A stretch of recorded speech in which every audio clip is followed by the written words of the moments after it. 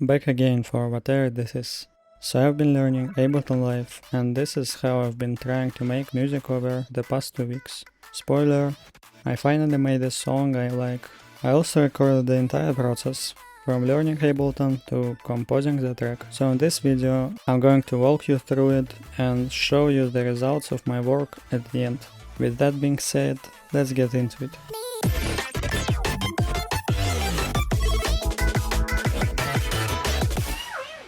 Before this, I used FL Studio for a bit, just casually. I never finished anything serious, but made some loops and kinda got the basics. I like FL Studio's interface and how smooth it runs, but something always felt off. Now I realize it was the workflow FL Studio offers you. You got patterns and mix channels to manage on your own. If you don't know what to do, your project can quickly become a mess. And I was exactly that person who didn't know what I supposed to do. So I decided to try Ableton Live, and wow, it feels completely different. At first, I was completely lost. But after messing around for a few days, I actually started liking it a lot. Everything just feels more intuitive. When I add a track, it already has its own place for effects. I can group whatever I want. Wanna group tracks? Go ahead. What about multiple instruments on a single track? No problem. Even effects are groupable. So I gave myself a challenge. Try to make a full song from scratch in Ableton. Just stock plugins and some drum samples from sample packs I have. I started out with a simple goal, exploring Ableton a little every day and see where it takes me. Day 1 was all about setup. I watched some beginner tutorials on YouTube and messed around with drums and chords. I also learned how to use melt and made a questionable supercell sound.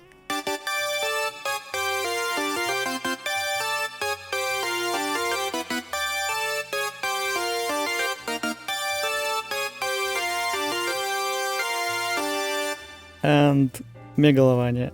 On day 2 I went full Toho mode. I learned how to play Koishi's theme on piano and went down a rabbit hole of Toho style composing thanks to a great playlist I found. I studied a bunch of Ableton stock scenes and made a melody highly inspired by Tinky's melody from his future chord dude.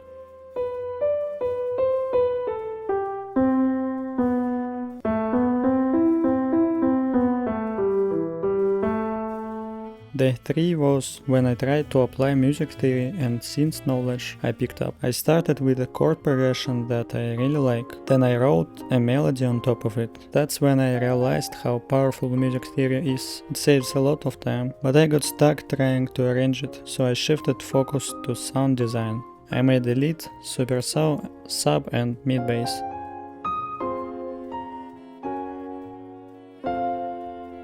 After that, I stopped logging the process, because I'm lazy. I was just watching a lot of stuff on YouTube and making more loops. Then I made another UK hardcore drop, then tried to arrange it into a full track, and it didn't turn out into something I like. The project got messy and I gave up on that one. But I wasn't done yet. I found a video of Camellia producing his 70k Twitter song. I also watched Lars producing process in a couple of videos, and even tried to use ChatGPT to help me break down the styles of Zach, Citrus and Polisha. After that, I realized the songs they make aren't simple at all. It took them years of experience to get where they are. So I tried again, but this time I didn't overthink. I kept things simple. First, I decided on genre. I chose UK hardcore. It's relatively simple to start with, and many of my favorite artists use it in their songs and sections.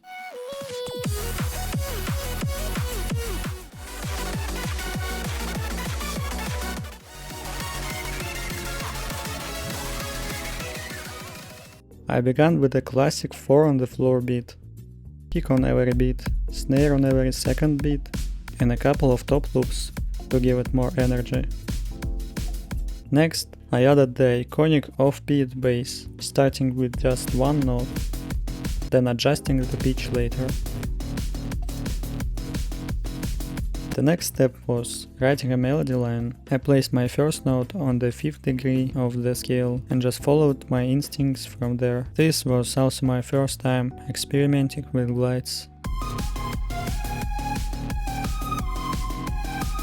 After that, I layered 2 more leads, extended my drop to 16 bars, and just like that, the base of the song was ready. Now it was time for arrangement. I added snare rolls, risers, and a hi-hat drum fill to build tension before the drop. I took the drop melody and played it with the plucky synths layered with piano. Then I created a chord progression using supersaws and automated low-pass filter for variation. For the intro, I made an arpeggio playing chords in triplets rhythm to set the tone. Finally, I extended the drop to 24 bars and added harmonies to a variation of the main melody.